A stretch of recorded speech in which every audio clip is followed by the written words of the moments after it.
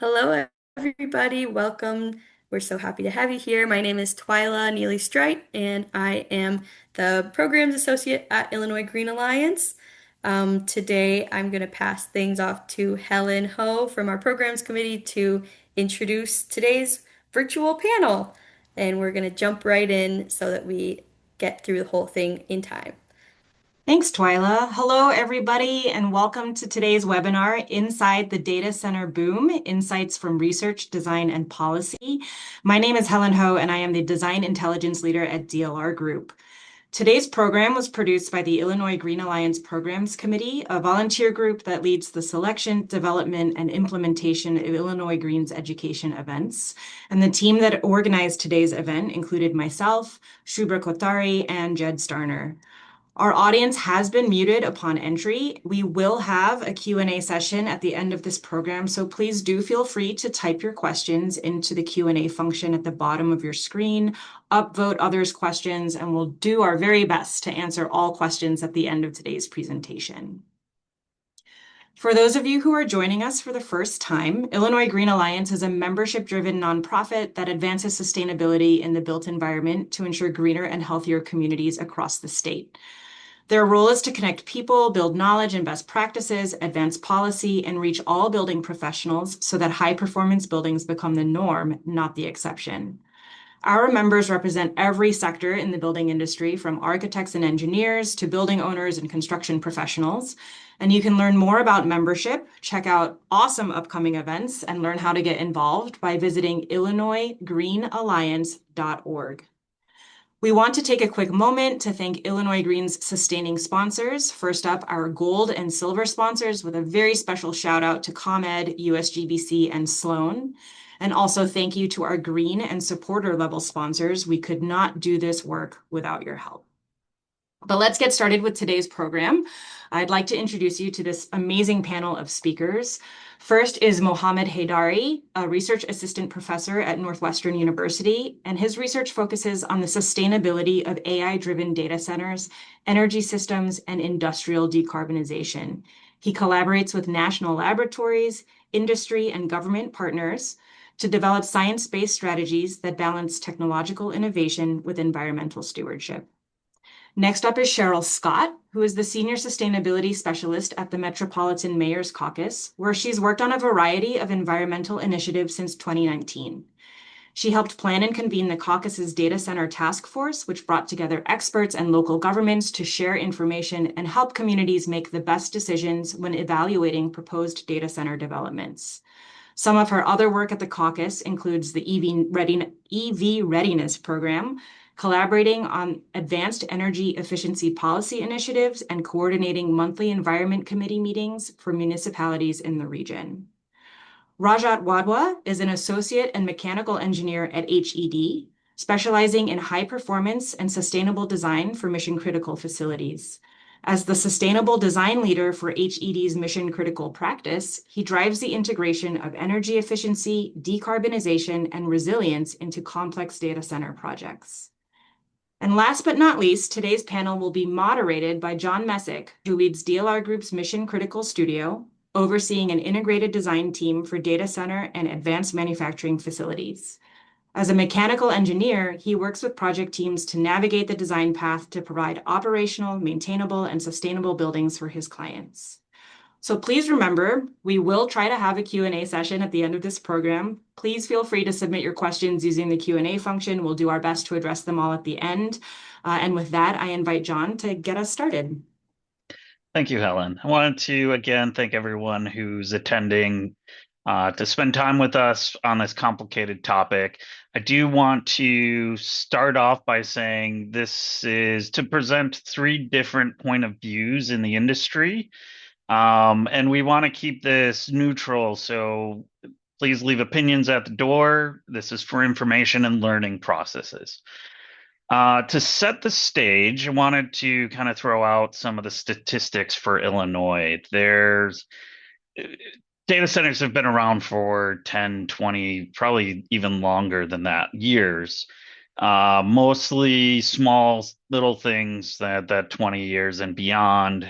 About 10 years ago, the 5 to 10 megawatt was the large facilities. 5 years ago, we were looking at 24 to 50 megawatts. Currently, most of the data centers being built are around 100 megawatts, often on campuses with 300 or more megawatts. So we're talking much bigger growth as time has gone by, and it doesn't seem to necessarily be stopping there, as probably everyone realizes that AI is becoming a big topic.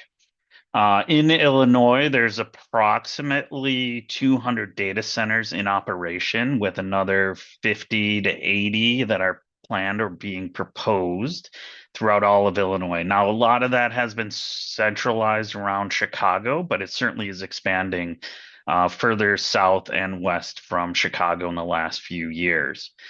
So that's just to set that, and we're gonna head into some questions for our panelists and learn as we go. The first one, I'm gonna point to Cheryl and ask, what is the current policy landscape for data center development and usage in Illinois? And Cheryl's gonna share a few slides as she talks about this topic. Okay, yes, thanks. So what I'll do is I'll quickly go over the federal and state outlook before getting to the local policy perspective from our data center task force. So at the federal level, we know that there was an executive order that calls for America to become a global leader in AI, and an AI action plan had to be created because of this, which was released last summer. The EPA is also stated they have the goal to make the United States the AI capital of the world. And they plan to do this by cutting overly burdensome red tape and streamlining reviews under the Clean Air Act so that data centers can move quickly. At the state level, we know that Governor Pritzker paused tax credits for data centers effective in July. And before then, many data centers had benefited from this, which is why Illinois is one of the top states in the nation for data centers. Also, we know that there's the Power Act that was introduced and is expected to be discussed more during veto session, and that would require data centers to pay for their own energy usage, invest in renewable energy, report water usage, and more. At the Mayor's Caucus, we work on a local government level, and we convened a data center task force to help municipalities in the 7 region that were considering data center proposals for their communities or that had data centers and wanted to see other regulations that communities were using. We had 10 meetings over 5 months, which was from November to March, and that coincided with the city of Aurora, which had passed a moratorium on data centers. We wanted to help cities like Aurora to look at all the different aspects of data centers, from noise mitigation, energy usage, water usage. And so we held 10 meetings and we had 17 municipalities on these calls, as well as experts that gave presentations on the various topics. So we gave communities a survey, and you'll see from the results that about half of them already had data center regulations. And so they were able to help the 35% that did not, and the 5% that are currently developing regulations. And I should note that most of the communities that filled out the survey were home rule communities, which means that they have greater flexibility and authority for implementing the regulations when compared to non-home rule communities. We also asked in the survey what types of restrictions that communities have for data center developments. And some of these categories, such as noise and water use, those were topics that we spent an entire meeting covering.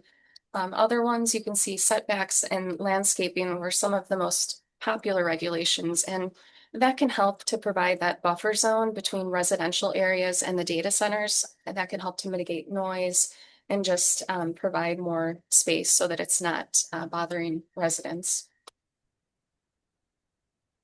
In terms of water usage, communities, they're able to track the consumption because of providing water to their constituents. And some of the ways that they're regulating the water usage is by having water use limits. A few of the communities said that they've considered banning the least efficient cooling methods for data centers, such as the city of Aurora. And others have said that they're considering requiring the most efficient systems for cooling data centers, the closed loop systems. However, there was a lot of discussion about not being too prescriptive because that could limit future innovations. And some of the communities have said that they would require annual reports on water usage through proposed development agreements. And we do know that a few have benchmarking ordinances that could be another way to regulate water and energy usage. One more item in the survey is that we asked how they currently categorize data centers, and many of them categorize them as data centers as a distinct land use class. And that's important to note on the next slide because if they have, regardless or depending on how they classify that, whether it's a data center or industrial or warehouse, that can help determine whether the data center is permitted by right or allowed as a conditional use. And if it's permitted by right, it's a streamlined process and it does not require the community to conduct additional discretionary review, such as public hearings. Whereas if it's a conditional use, the projects go through a more rigorous review process that typically involves public hearings and zoning board approval. And I think that's all the time I have. So I will say that we have a report coming out soon and there will be more details in the report. Thank you, Cheryl. I look forward to looking at that report myself. My next question, I'm gonna to turn over to look at Mohammed here and ask, how much energy and water are we seeing hyperscale or AI data centers using in these large buildings? Thank you. Hello, everyone, and thank you for inviting me for this important topic. As you, John, mentioned at the beginning, you clearly explained that these data centers have been around for a decade. So we have been using these, I can say, useful infrastructures for a long time. We have been using it for different purposes, from healthcare to improve economy or improve even technology and innovation. But the problem that we have seen recently is that the magnitude of the energy and resources, and it's not only about the energy, other resources like water consumption is a big concern. Also other materials, and I will explain them later, probably at the end of by the end of this meeting.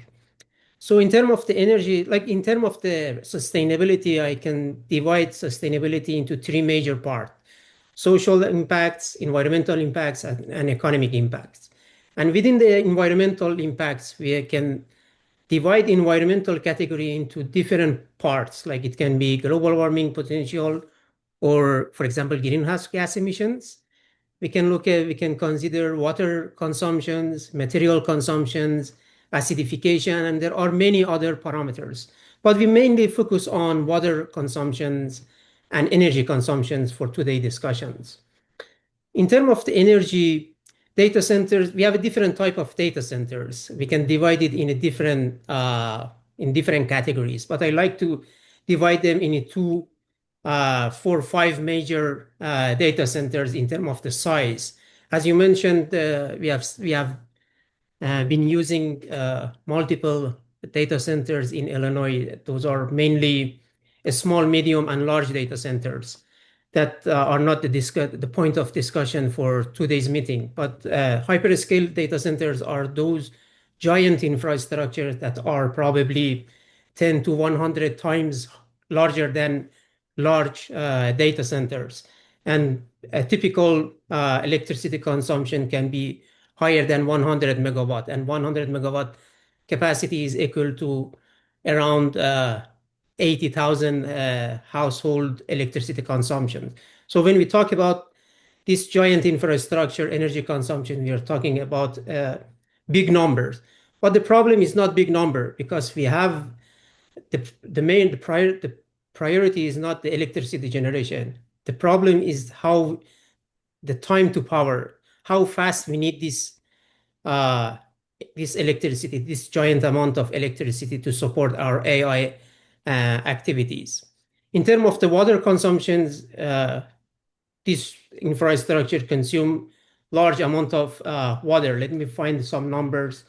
So, for example, a typical hyperscale data centers can consume more than 100 million gallons of water per year. That's only for the direct water consumption. When we talk about the water consumption in data centers, we usually refer into two type of consumptions. Direct water consumptions that that the amount of water that we consume in data centers, for example, during their lifetime, and the indirect water consumption that we use, for example, for electricity generation or producing materials over manufacturing supply chains. So it's a big number. So if we look at the numbers, I can say that the total water consumption in 2023 was around 200 billion gallons. It was equal to 3 million household water consumptions. And then it is expected to increase to more than 700 billion gallons in the next 3, 4 years. So the question now is that we should we do? What should we do with this type of infrastructure that consume a huge amount of resources? And the question now is more about how we should design a system that can optimize, for example, our resources and how we can develop sustainability over supply chains across different data centers. Thank you, Mohammed. I'm going to do a quick follow-up to Rajat. What have you been seeing in design lately in terms of water use? Cheryl did talk a little bit about evaporative cooling, the less efficient water systems, and then closed loop, which are more water efficient. Are you seeing a trend one way or the other? Well, thanks, John, for the question, and thanks everyone for joining. I know this is a hot topic of conversation, and I hope some of my answers can help you uh, figure out these issues. To your point, John, we have been seeing a trend where a lot of companies are moving from evaporative cooling and moving towards air-cooled chiller. What that means is we are not using water as a medium to transfer the heat. Now we are using air as a medium to transfer the heat. But with that, like Mohammed mentioned, you also have indirect water consumption, which means that amount of electricity that you are generating at the grid that also consumes a lot of water. So on the one hand, on the site, we might be reducing the water consumption, but it could be a case that since air cooling is less efficient than evaporative cooling in some parts of the world in the States, so we might be consuming more energy. That means that indirect water consumption might go up. Yeah. Thank you. Thank you, Rajat. I'm going to change this a little bit, and would like each of you to weigh in on your field and what has changed in the past 10 years to reduce data center footprints in terms of water use, energy use, design, kind of pull out a little bit more of what Rajat you were just talking about there. How are things changing to be better for the environment? So there have been lots of technological change in the last 10 years, and especially in the AI semiconductor industry, there have been changes every 6 months. We know that I think in 2016 or 17, we there was no Moore's law, which was saying that your transistors will get doubled every couple of months. That has passed now. Nowadays, every 3 months, there is a new chip coming into the market. So just to give you a sense, 10 years ago, we were using CPU in our data center. Nowadays, we are using GPUs. Now, GPUs are more efficient when it comes to the computing or output processing power. But what that means is that also consume a lot of power on site. Uh, in terms of data centers, we have reduced the footprint of the building. Because if I have to talk about 10 years ago, our power density for the chip was in the range of 30 to 40 watt per square feet.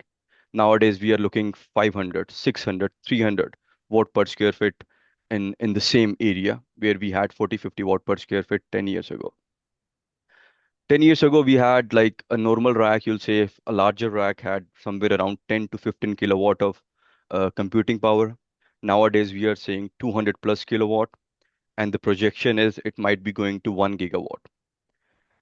When we talk about on the cooling side, there have been lots of changes that I've done on the cooling side. 10 years ago, majority of the data centers were using air cooling as a medium for conditioning these racks. There was liquid cooling present, but not a lot of data centers were using that. But nowadays, because of that increased power density, liquid cooling has become very efficient and a technology that a lot of hyperscalers are using. But apart from liquid cooling, we have also some new technologies like direct to chip cooling, then immersion cooling. Now, this is helping us because overall we are reducing the energy spent on cooling, but at the same time, our footprint is going in terms of the compute power. A couple of more things here, like I mentioned, we were using evaporative cooling 10 years ago. We still are, but a lot of companies they are moving towards air-cooled chiller. And with the advancement in chiller technology, we have magnetic bearing chiller nowadays, which has pretty high COP, which means they are highly efficient. And like I mentioned, Cheryl was mentioning that we have closed loop system. What that means is the companies will be asking for one time X amount of gallon of water, and they'll be reusing that. So when we are reusing the same water, that also comes at an expense of energy, which means you are using energy to capture that water back, which again comes to the point indirect water consumption at the grid on how we are generating the electricity. The other thing is that, new chips are coming every couple of months, and these are getting more efficient. And at the same time, these chips can withstand higher temperature, which means that the cooling requirement for these chips goes down significantly. That also is a new technology. And I think one more thing here is 10 years ago, a lot of these companies were not talking about renewable energy adoption. But nowadays, all these hyperscalers have their sustainable goals and they print out sustainability report with their quarterly financial report. So they're talking about, okay, how much of a carbon emission we are taking away from the environment by adopting renewable energy. Yeah, so these are the changes that I have seen in the past 10 years in the data center industry, John. Mhm. Well, thank you, Rajat. I'm going to turn it over to Mohammed. What insights can you provide from your side of the field? Yeah, I think Rajat already mentioned lots of good things. So what I can say that uh, when we talk about sustainability and when we talk about what has been changed over the last 10 years, we have two important parameters that we can look at that. One is the PUE or power usage effectiveness that shows how efficiency our data centers are in using electricity for doing a specific computation. And we also have another parameter for water, the same concept, but for water, WE, shows how much water we are consuming for a specific, for doing some AI work. So when we look at the data centers that we had over 10 years ago, these two numbers have been improved a lot. Like a small data centers, WE is around 1.7, 1.6. It can be even higher, but hyperscale data centers that we are talking about today is around 1.1, 1.2. So the lower number is means better. It means that we can use less water to do the same job. So it shows some progress. And as Rajat mentioned, that servers or the computation hardware has been improved a lot. But the important thing is that this efficiency improvement, whether it's for electricity or water, is not enough to address the challenge that we have for addressing the amount of energy we need, amount of energy and water we need for to support our AI or artificial intelligence. Real quick follow-up for you, Mohammed. Yeah. As Rajat was talking about how our power density is getting much more dense and lower footprint and using so much more energy, the chips are also more powerful. Are you seeing a trend where, or is anyone starting to look at the actual compute power, teraflops, if you will, comparing that to the energy and the water usage? Yeah, exactly. This is a very good question. We have started looking at that, and I have two grad students that looking at water consumption, energy consumption, and how we can improve efficiency in terms of the server efficiency. I mean, server efficiency. We are still in the process. We haven't finished the study yet, but we can say that there is a big opportunity to reduce the electricity consumption, water consumption by improving server efficiency. But the point that I mentioned that it's not enough because alone it's not enough. We Mm-hmm. need to combine it with other practices to improve the whole efficiency of data centers and like the energy system as a whole system. Great, thank you. Cheryl, I'll turn it over to you. What have you seen as you've been researching and working with the Mayor Caucus on what has changed in the past 10 years? Mhm. Yeah, what we've seen, especially in the past year, is that with the explosive growth in data centers, we've just seen local governments getting together to look at regulations and policy considerations and deciding how to handle the proposed developments. And it's not just through our data center task force, but also through communities that are studying the issue when data center proposals are brought to their towns. We also know the city of Chicago had a similar data center task force group. And I will just share one example from our task force that shows how things have changed over the past years. And this is one mayor provided us with some of the water usage from January of October of last year. And you'll see that the data center that was built more than 10 years ago is using 38, almost 39 million gallons of water for that time period. And beneath that is a high water user of a car wash using about 15 million gallons. There was another data center built in this town in 2012, and that's using about 8 million gallons of water.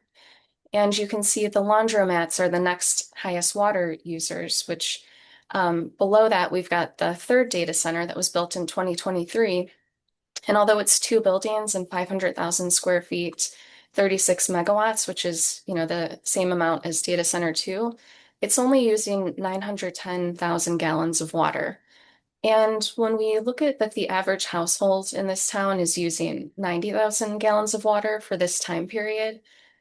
Some things that you can look at are that this data center is using about as much as 10 average households in the town. And as we know, this is 500,000 square feet, whereas the average household would be a much smaller square footage. There's a few different ways to also look at the numbers. So you can look and you can see that this car wash is using more water than two data centers. And you can also kind of another view would be that this laundromat, both of them in town, are using more water than this efficient closed loop system that's in this third data center. And so this is just one example that I think shows that how over the years, the water systems have become more efficient. And it's not just from this one community that provided the data. We did hear this from a few communities on the task force. Some of them noted that there were university dorms that were using more water. Others said that some of the largest big box stores were using more water. And so I think it's also just bringing up a conversation about water planning and water conservation, just like a greater conversation is being brought to the forefront. Can I add one thing? Oh, yes, definitely. Yeah, so I think another thing that has been changed a lot is the discussion around data centers. Over 10 years ago, the main discussion was about the economic benefits, uptime, how we can provide get the most amount of money from data centers.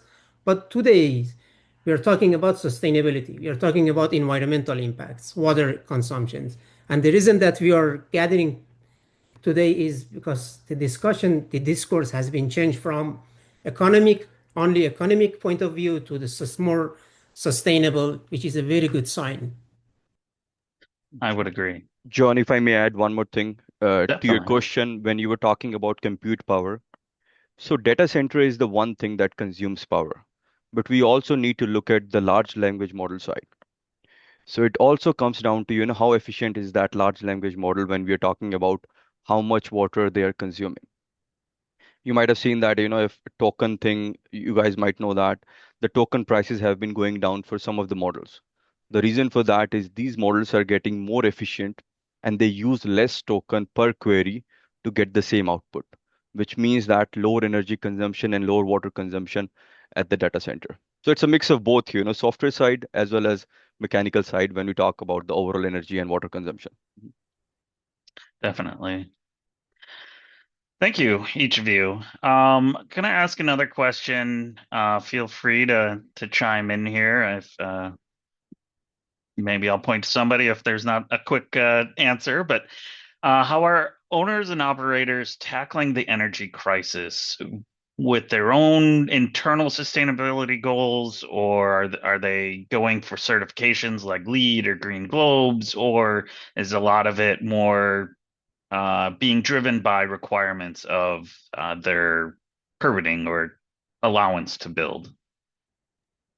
Yes, I could share some of our survey results and then if others wanted to chime in on the topic.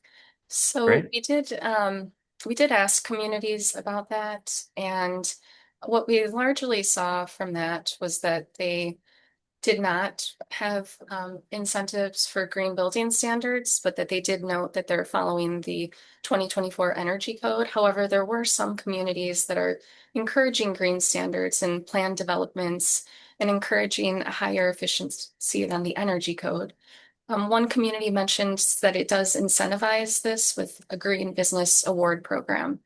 So that's what we're seeing from the municipal perspective. Thank you. And I can answer too on that. So the biggest issue that these data center companies are facing is power. They don't have power. There are lots of data centers that have been built and they are waiting to get online because there is no power. Now, when these companies are spending billions and billions of dollars, they need to come up with something. So a lot of these companies are using fuel cells as a technology to generate their own power.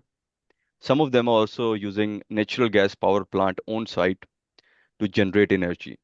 But with that, the struggle here is you're burning natural gas that is directly impacting your carbon emission. Uh, a lot of these hyperscalers, they have their own sustainable goals. And like we as a design firm, we do our best to, follow those standards and help them achieve their goals by, it could be by recommending them sustainable materials during the construction or recommending them new cooling technologies that can have a huge impact on the overall energy consumption and carbon emission. And nowadays, there are certifications that are specifically targeted towards data center. For example, GBI has a new certification that is targeting towards GBI for data center. LEED also have something LEED for data center, and then BREEAM also have something for data center.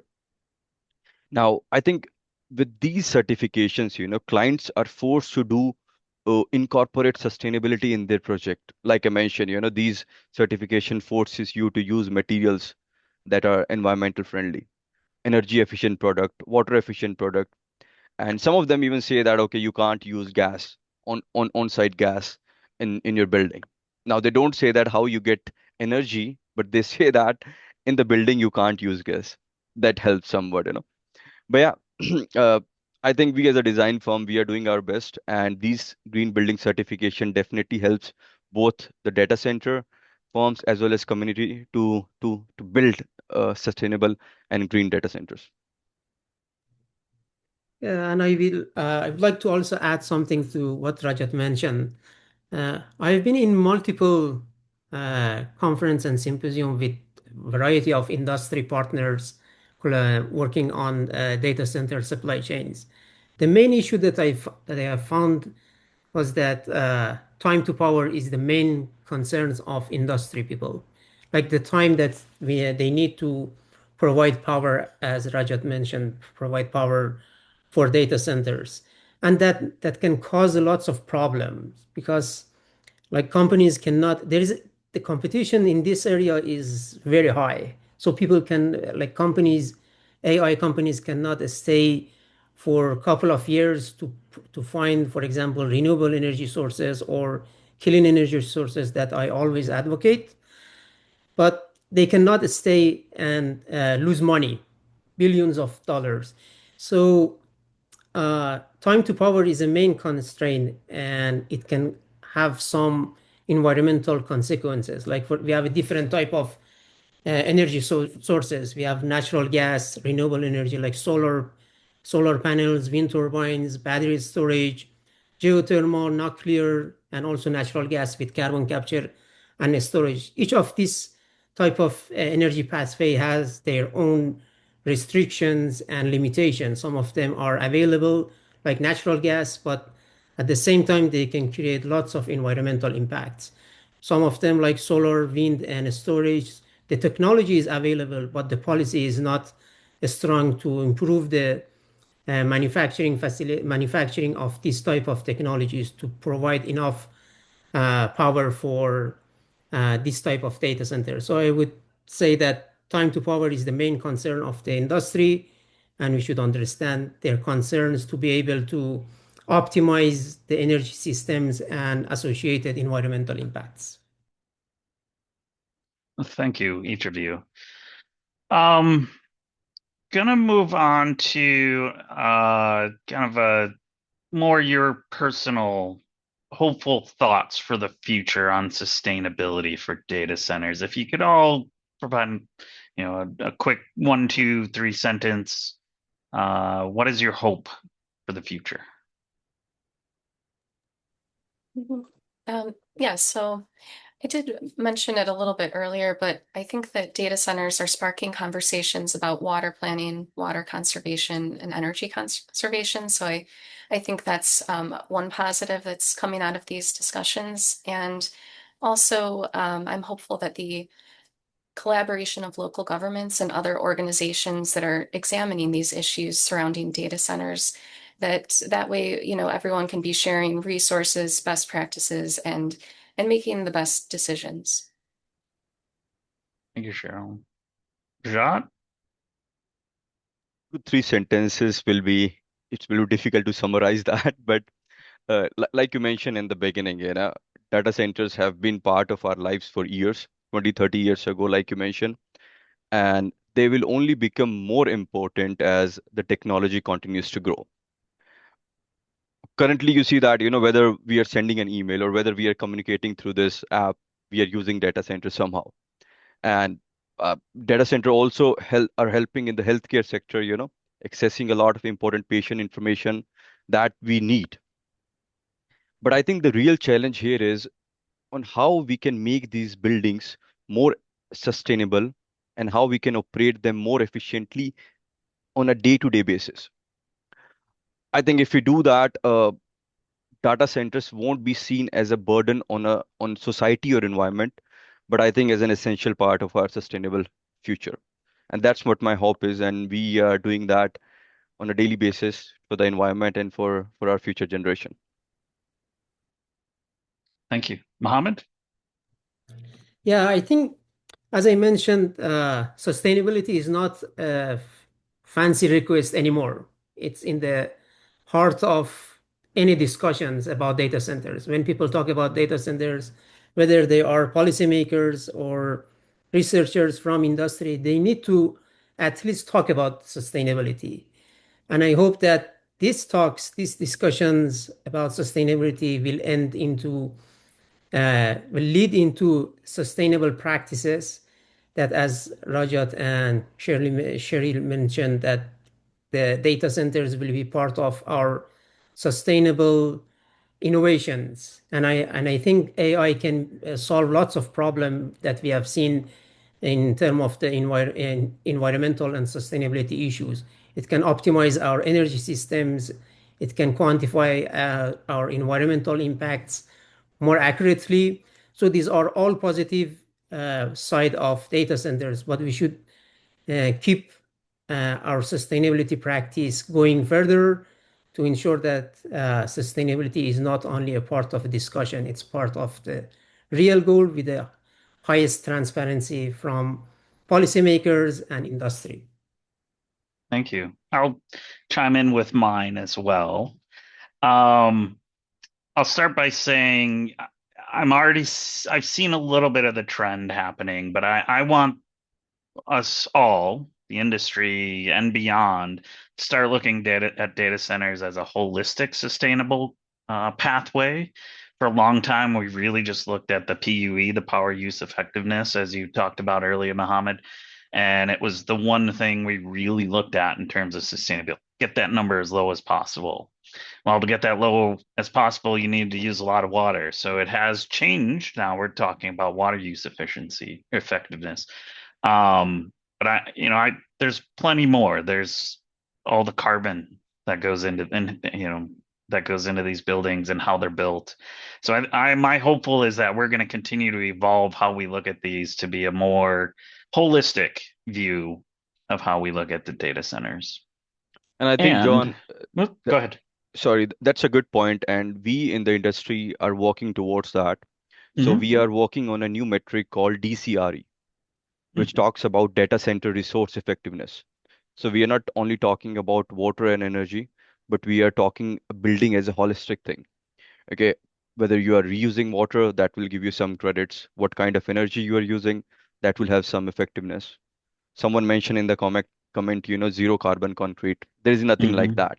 But we can do our best to, carbon sequestering, capturing that carbon and using it for something in a better way. So we as an industry, are Right. doing our best to generate new ways on how we can educate the client and reduce the burden on the environment. And I'm let's make sure everyone embraces it, I guess is where I'm going with that. And the other thing is, I'm hopeful that developers, operators are going to start look outside of their fence.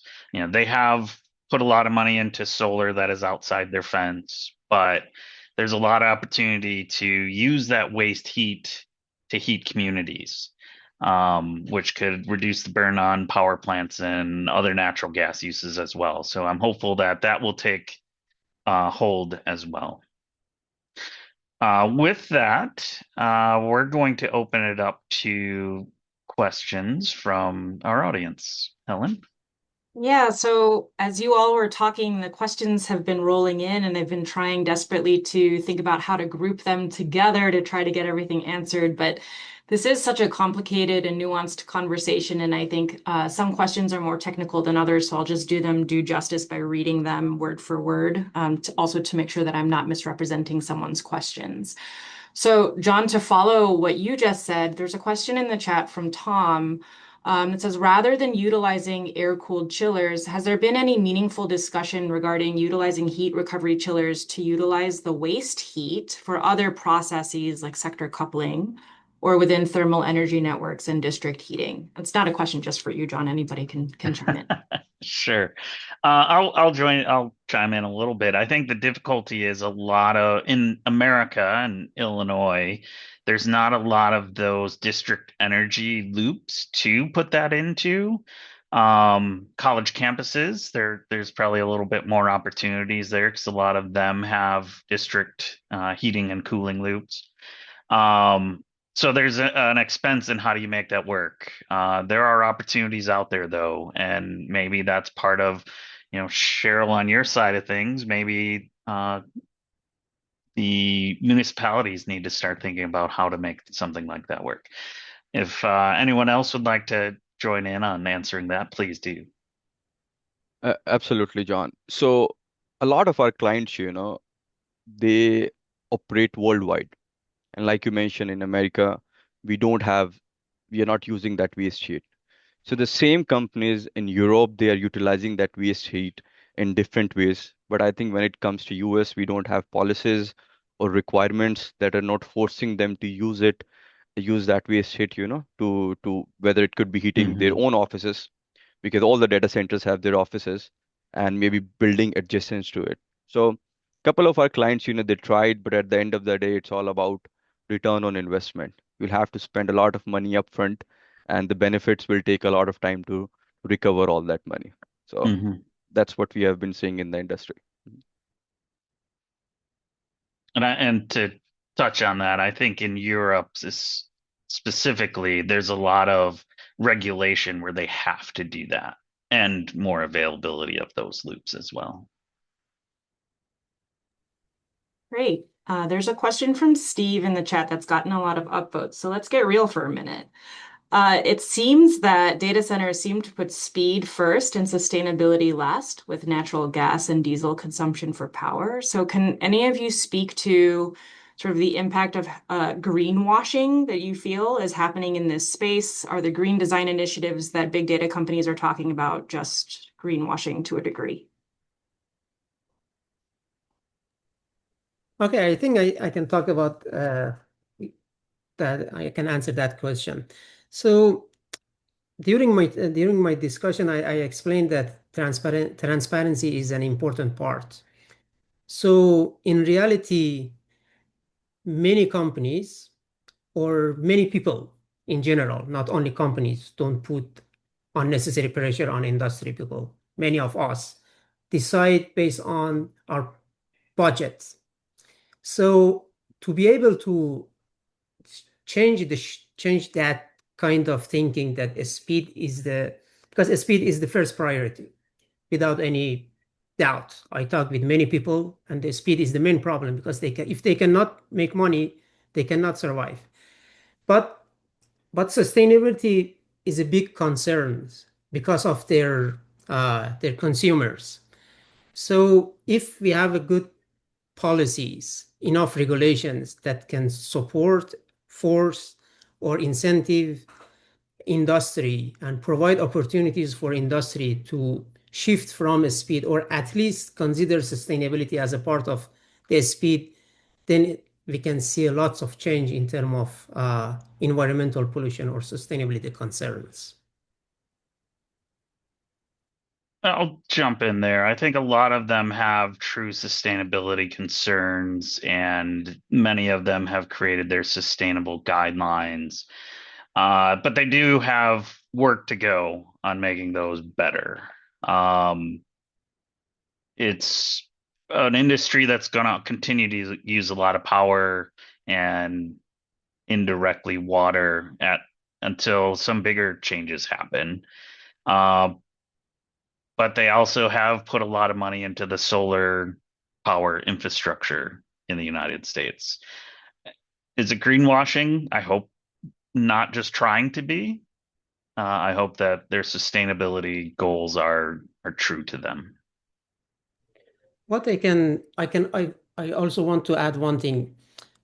I haven't seen a specific sustainability report that explain all, not all details, but transparency enough to understand their sustainability practices and how they reach their sustainability goals. That's a big concern from my understanding that industry people should think about that. Like the companies need to explain. For example, my students look at the water consumptions of hyperscale data centers. There is not enough data to understand how much water they consume. There are some data, information, but they are general, and you cannot really understand what is happening inside the data centers or inside their companies. And when they report, for example, water, they don't report direct water consumption and indirect water consumption separately. That's a very useful step, an initial step to at least separate the type of water that they use. So, but I understand it. We are at the beginning of the this journey. The speed of the AI AI load growth or artificial intelligence application is so high. So everything is changing so quickly. So, but we should keep push everyone, not only companies, also researchers, everyone that engage in this ecosystem. The communities should push them to provide transparent, sustainable practices with enough details, so third-party people like industry, like university people can evaluate their sustainable programs. Great. I am going to try to, I lied. I'm going to try to group a couple questions together. So we have one question in the chat about how the AIA, as we all know, has been trying to push for net zero, excuse me, net zero energy by 2030. And there's this data center boom has sort of created an additional challenge to meet that goal, obviously based on the conversation today. So should the focus be on renewable energy like solar or wind to power these buildings? Can someone talk to also bring your own power or off-grid power as a better option for powering this boom? Or are we talking about investment in grid updates, distributed power, battery resources? Let's talk about that a little bit, please. Yes, I know that a lot of the local governments we worked with, they were interested in the data centers having solar energy storage or using renewable energy, but then when we were looking at that, we realized with the HVAC equipment that's on the roofs of these buildings, it's hard to locate solar. So some of them must subscribe to solar that's off-site. And I know just with the large energy consumption, it can be difficult to provide enough energy storage. And I'm sure that there are others on the call that can maybe speak to more details about that. But generally, local governments are supportive of that, but we've found it to be a challenge of how to carry that out. I can chime in on that. So definitely it has made it difficult for AIA 2030 commitments to become net zero. And the struggle here is again the capacity. Like Jonathan mentioned, we are talking about campuses which are 300 megawatt, and nowadays some people are also talking about 1 gigawatt. At that scale, the roof, if you put solar panels on the roof, that won't even cover 0.00001% of the energy. So one of the case studies that we did for a 64 megawatt data center, just to meet 2% of the energy consumption, we need 1.5 million square feet of solar panel area for solar PV panel. So I think the best way here is to use energy from existing solar farm or use battery energy storage system, wind energy. Because at the end of the day, if we are using energy from the grid, which is burning natural gas on on the grid to generate energy, what it will do is it will just increase the carbon emission, and it won't have a big impact on the overall reduction in carbon emission. And that's what AIA's target is, to make it these buildings net zero for both energy and net zero operating carbon emission. I can also jump quickly in these questions. We have conducted a research looking at the different energy pathways to understand what would be the best environmental and economic options. The quick answer to that question is that there is not a single solution to address everything. So there is a kind of trade-offs, and that trade-off is very important to be understood. So like natural gas power plants, they can quickly provide energy, but they are very emission intensive source of power. But if they equipped with the carbon capture and storage technologies, the emission can be reduced by 95%. And that collected carbon can be used to even producing green products. But it really depends on how policy push or provide motivation for data centers developers to find the right choice of energy. I'll chime in real quick about the on-site energy production. Um, a lot of this, Illinois is one of the cleaner energy grids out there. A lot of nuclear that has a lot of low carbon output. So when you put a natural gas, which is cleaner than a diesel generator on a site, you're probably actually releasing more carbon. Diesel would be certainly worse.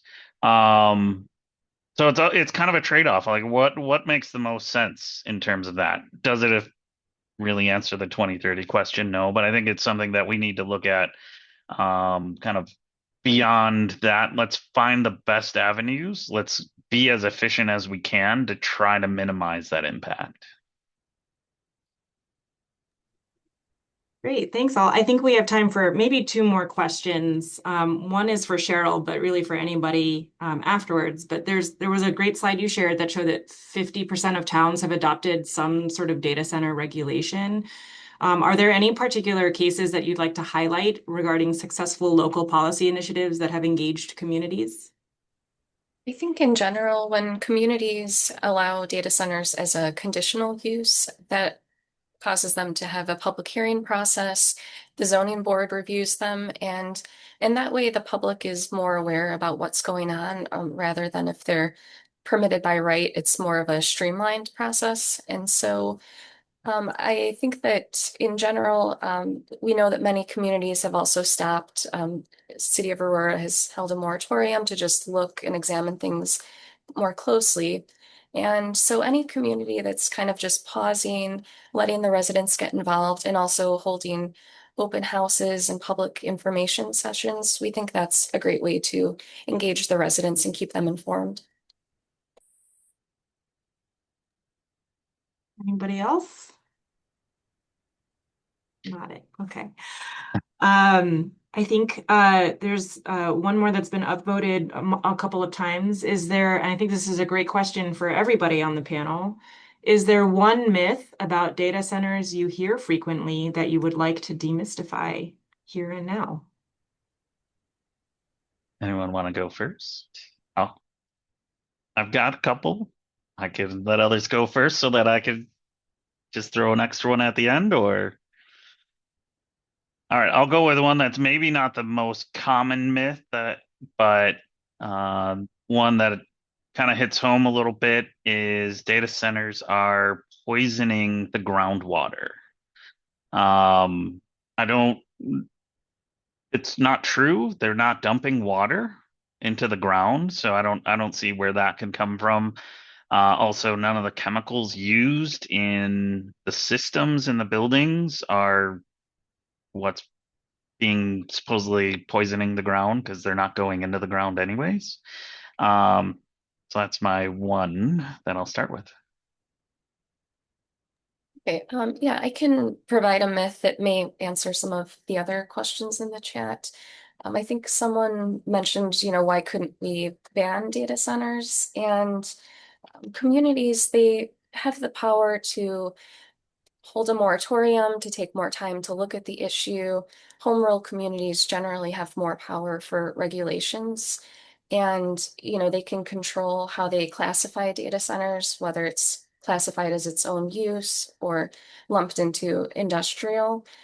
I think it would be difficult for them to outright ban them without having legal implications. And without being a municipal attorney, I can't get into probably everything about that, but I would say I think it would be difficult for them to outright ban them.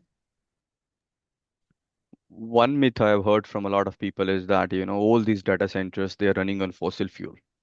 Like, that's not true. Like, a lot of them are using solar energy. A lot of them are using, fuel cells and on-grid energy. And that is totally different from diesel or any other fossil fuel like Jonathan mentioned. So that's what I have seen, but that's not true. Anything, Mohammed? Nothing specific. Probably one misunderstanding is that data center, like it's a general misunderstanding that data centers are useless and we should avoid it, but which is not really true. We should care about it, where we are locating our data centers because of all the problems that we have discussed in today's meeting, but it doesn't mean that they are bad infrastructures. No, they are very useful. We can use it for different good purposes, good reasons, but we definitely similar to other technologies, so similar to other new technologies that we have invented over the last decades. We need to look at that in more details to understand the unintended sustainability concerns and address those concerns probably before locking everything inside the infrastructures.